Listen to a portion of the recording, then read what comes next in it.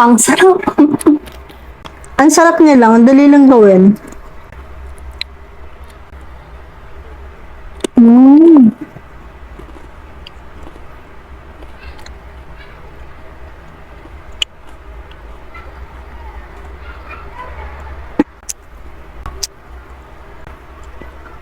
Di ba, pag kayo yung gumawa, madami kang pwede ilagay.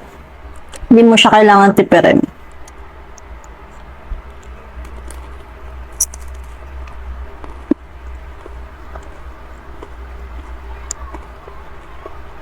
Mm. Malit lang yung nabili ko na chips.